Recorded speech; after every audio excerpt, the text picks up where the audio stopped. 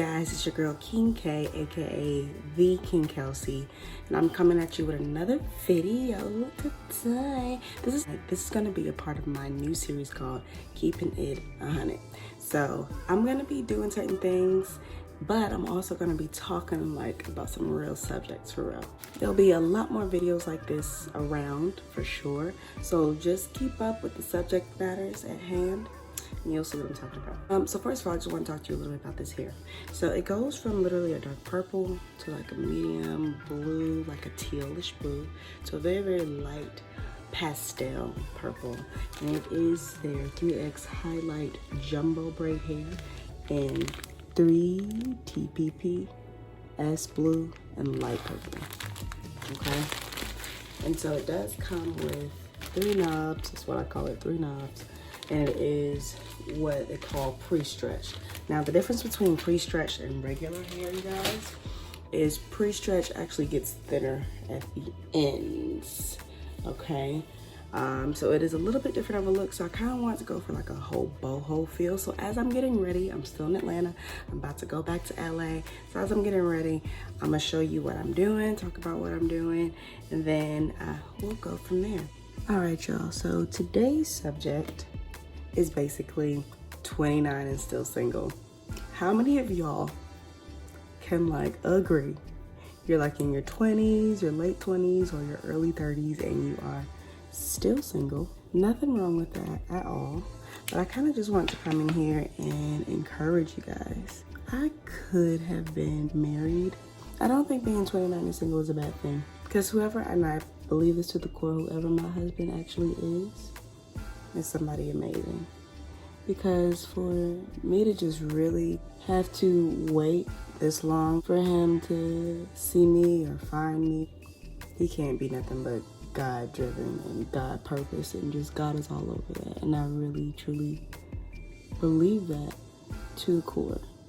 I'm not really gonna do much to my eyebrows. I'm just clearing up a little crazy hairs at the bottom, so I don't look too crazy. I kind of just wanted to encourage everyone who feels like they've been waiting. And a good friend of mine and I actually had this conversation, like how certain Negroes, how you get married and you know you ain't doing right, but those who are doing right are still waiting. The fact of the matter is, regardless of you knowing someone and they're not, doing right, they probably should not be getting married or be in a relationship, because of their lack of commitment or otherwise. That's on them. That's Operation Divorce right there, right? But our goal is not just to be married just to be married. Our goal is to have a long-lasting relationship. Our goal is to be in something that we really feel is going to be a commitment forever. By the way, I'm working on a clean face. I've just washed my face and done all the good stuff to it. But I basically told my friend, I think we have to wait for a few reasons. All of these may not be all together, some of them may. Everybody has free will, and maybe we're in a situation that we need to be out of, and God needs certain things to be clear before he brings anything else into our lives. Or maybe they're in a situation that they need to be out of. And then there's always a growth aspect where we have personal growing to do. And there's nothing wrong with that. There's nothing wrong with bettering yourself and growing in God and analyzing and preparing for your husband, preparing yourself, because maybe you have some insecurities that you need to work on, or maybe you got some character flaws you need to work on, or maybe it's not even that. Maybe you just gotta get yourself together financially, or maybe God is just, in all basic terms, growing you in patience or in faith, whatever the testimony is to be. And we can't say we'll know it.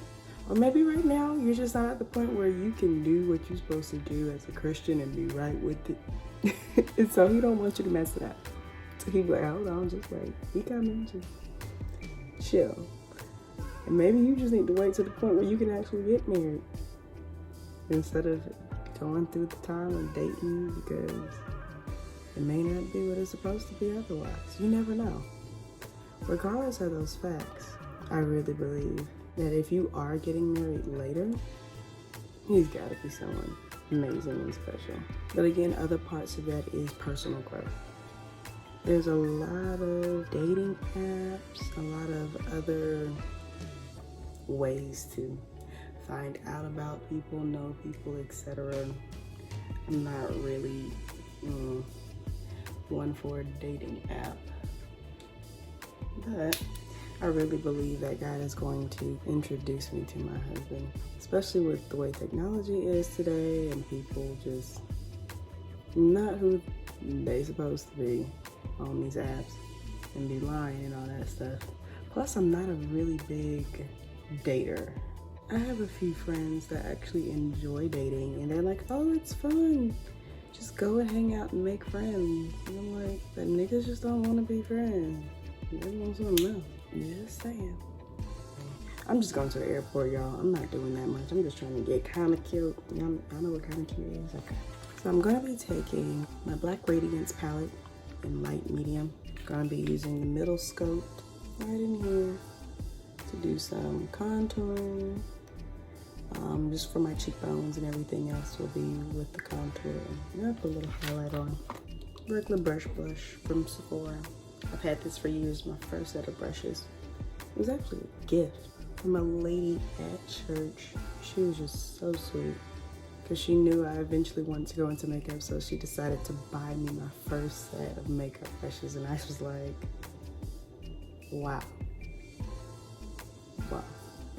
In today's society, you know, everybody's focused on businesses, they're focused on their careers, they're focused on everything but, you know, relationships, right?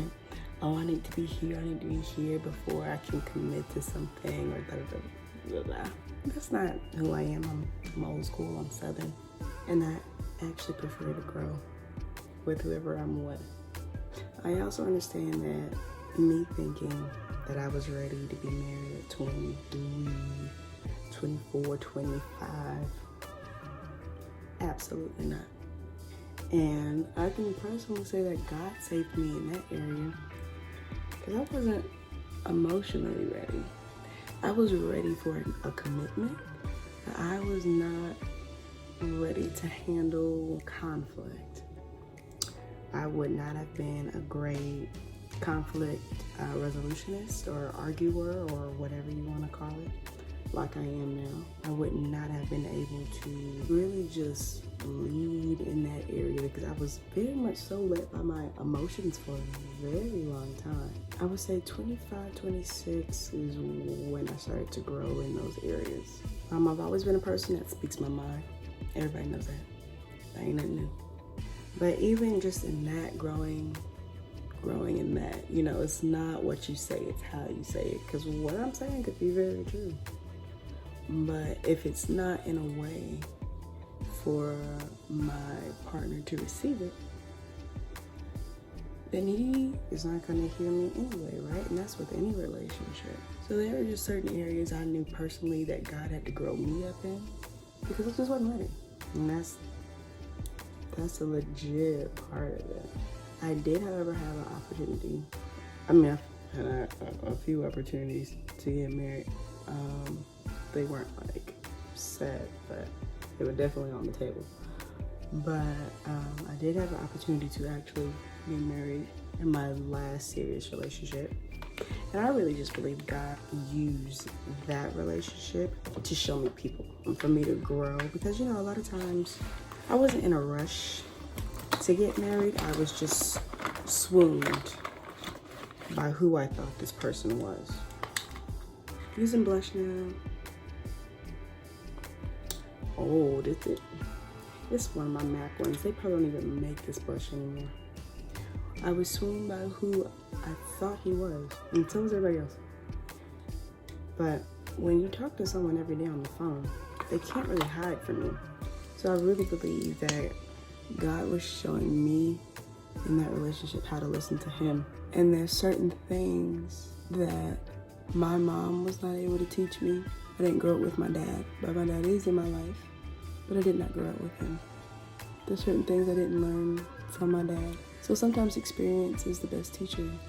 And now I can look at anybody going through that experience with my ex, and I can see, okay, you're faking. You're not who you say you are. Or I can see certain things that would be a problem later.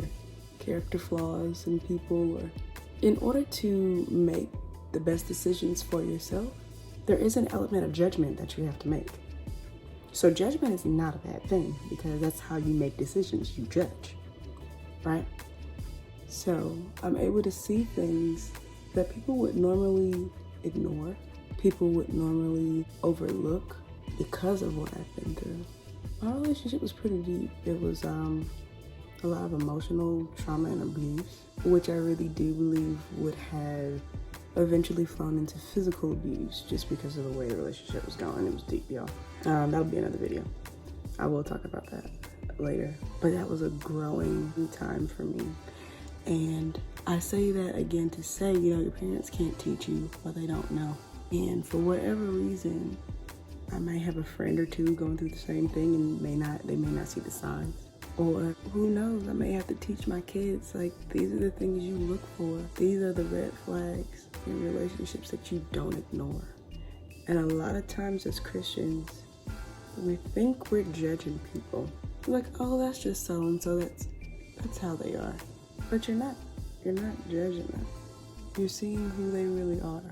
My dad told me a long time ago that if a man shows you who he is, or tells you something about himself and tells you who he is, believe him. And sometimes those first glances are probably the truest first glances that we'll ever see. Because most times people are wanting to, you know, make nice or impress or hide. And so a lot of times, the relationships that we have been in, stop looking at them as mistakes. Stop looking at them as, why am I here? Why did I put myself in this position? And obviously analyze it. Why did you put yourself in that position? But grow. I'm gonna start taking these out. Again, I'm going for a nice boho look. It's ultimately growth. Why did you ignore the situation and think that this was gonna work? How did you get yourself in this position? And how can you never put yourself in this position ever again? And then recognizing certain elements of a relationship, certain elements of disrespect. I was actually, while I was out here in Atlanta, I was actually able to help a friend of mine. Her situation was not like mine. But because of what I had been through, I was able to help her recognize that the relationship that she was in was a very dysfunctional and disrespectful relationship. The guy was basically putting her down, being rude, saying off things, backhanded compliments, that kind of thing. It was disrespectful. And a type and form at its minimalist of emotional abuse. But because she was used to hearing stuff like that, because her dad was like that, she thought it was normal, right? And a lot of times we work with dysfunction because we think it's normal. And it's not normal, you guys. It's not normal at all. So even just growing in an area and recognizing that part, back in the day, a lot of women just dealt with it. We don't have to do that no more. I'm not just gonna deal with how you treat me and how you talking to me crazy and you being controlling, etc. I can't do that. You know, we didn't have much say back in the day, or maybe our grandparents or our mothers learned it, or even just personality traits, right? If your mom is passive and shy like my mom is, she probably would have just dealt with that, you know, until a certain point after so many years and got fed up and something was blowing up. You know what I'm saying? So there's different personality things that go on, all those kinds of things. So you don't really learn to stand up for yourself or learn to see the signs, especially when you have single parent homes, all kinds of things. So sometimes we're single because God is trying to grow us out of where we were. He's trying to educate us because ultimately he wants us to succeed. That is the ultimate goal. God will never place you somewhere for you to fail. If you are rushed into something, it's because you rushed into it, right? We have our own choices. He gives us our own free will, and he expects us to learn and grow and make decisions. So if you feel like you're stuck in a certain position or a certain area, and you might be, because I can't say you aren't, see if you're stuck is your lack of growth. If you find yourself dating the same type of guy, you're attracting that guy for the same reason. There's something that you have not learned. So you're like, Kelsie, you saying it's my fault? I'm not saying it's your fault. I'm saying there is something though that you're missing. There is something that God is trying to show you and you haven't grabbed it yet. And so in order for him to elevate you and take you to your next level, he really needs you to see this. He needs you to grow in that area and to see what he wants you to do and to learn, etc. And that's what I'm saying. I would not know what I know about myself, abuse, people in general. That relationship actually opened my eyes to discern more. I am a person who sees the good in everyone, and I give everybody a chance, and I was always that person that, oh, you're good until you mess up. And now I'm that person that you not good until you prove you good. Because people will lie to you, they will manipulate you, and they will show you their supposed best self. And it'll be years later until you see who they truly are. And that was a very big growing point for me. I'm able to see a lot of things now. I don't always say anything. And to be honest with you, just because I say hey to you and I say such and such, don't mean I trust you. I'm cordial, but I see a lot of things and I don't let it slide anymore.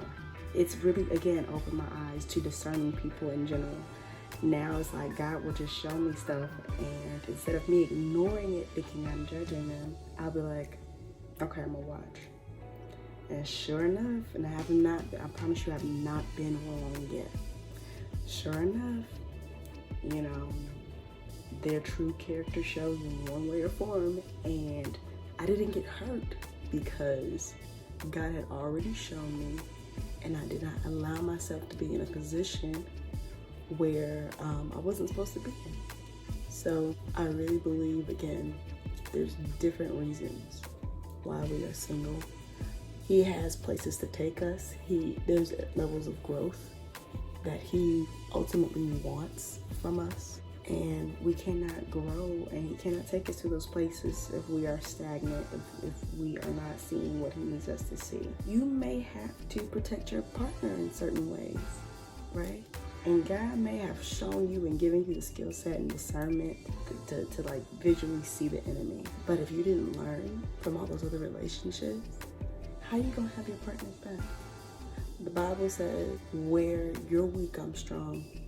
And I take that to mean not just where I'm weak, God is strong, but in a relationship where I am weak, my partner is most likely going to be strong in that area.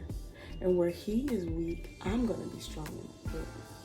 But I can't grow and be strong if I don't learn. So every opportunity of uncomfortableness, I take it to learn and I take it to grow. And I just make the most of it. I don't take it lightly. I go, okay, I see where I missed it, or I could have missed it. So just because you're single, you're 29, 30, 31, 32, 33, 34, 35, 36, 37, 38, it's by design.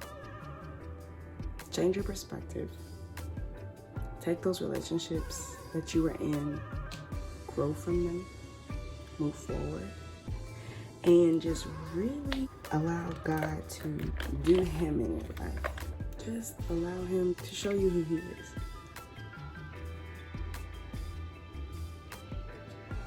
So this is the hair.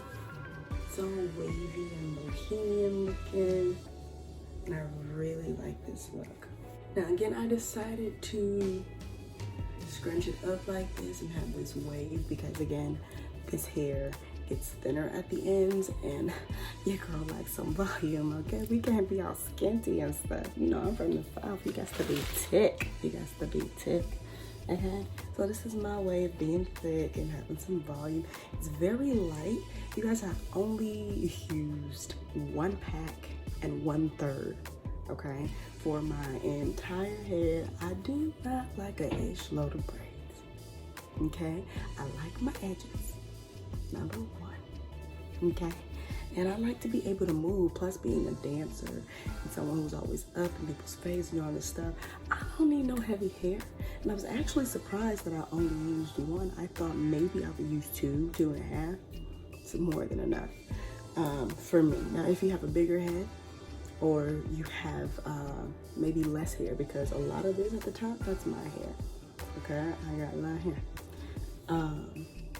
I didn't need to use a lot because my hair kind of filled in the thickness, but you may need to use a little bit more if your hair is finer or if you have a bigger head, and that's okay because this hair is really light. It feels like there's absolutely nothing on my head at all. So I'm gonna get dressed and we're gonna finish up this conversation, this little guy and gal chat, okay? All right, y'all. It's a look. I am comfortable. I've got on my gold Uggs, got on my workout pants, and my 316 collection. So I'm representing Jesus on the way to the airport. Okay. My hair is cute. I really love it. Again, it's super light. I love the colors. Color's actually really nice, and I actually get to keep it in for a minute because we're on quarantine. I gotta do my hair. Anyway, so saying all of this to say your learning experience may be different from my learning experience, and what God has to show you and teach you. Maybe you already knew what I had to learn, but maybe there's other things that you don't know. So just take every moment as a moment of growth and a moment of preparation. There's no time wasted in God. If He wanted all that time that you thought was wasted, He could bring it back and then make it happen so fast. But you have to be ready for that. And if you're not, He's not gonna put you in a position to fail, okay? So that's my 29 and single spiel. I hope you guys like this get ready video with me and my Keeping It 100 talk. Again, I love this hair, RastAfri. This is nice. Oh, and to get these crimps, you guys, when I braided it, I did not dip my hair, okay? My hair is most of this braid. Like, it's not until you get to like the end of the blue part going to the purple that's not my hair. So what I did do was dip a towel into the water and then wrap it around. If you've seen some of my other videos, you've seen me do this, and I left it in for a day, and it still gives me a nice crimp. And if I want, I can go back and braid it up again and make it even more crimpier. So that's fine, but I don't think I'll need to. I did dip the ends, but because that was the only part that I could dip. But other than that, I love this hair. If you guys have any questions, if you guys have any topics you guys want to talk about, I'm really looking for the taboo subjects, the subjects that nobody really talks about, the subjects that concern us, or maybe you just need to hear a different version of the same subject that everybody does talk about. Hit me up, put it in the comment below. Can't wait to see you next time.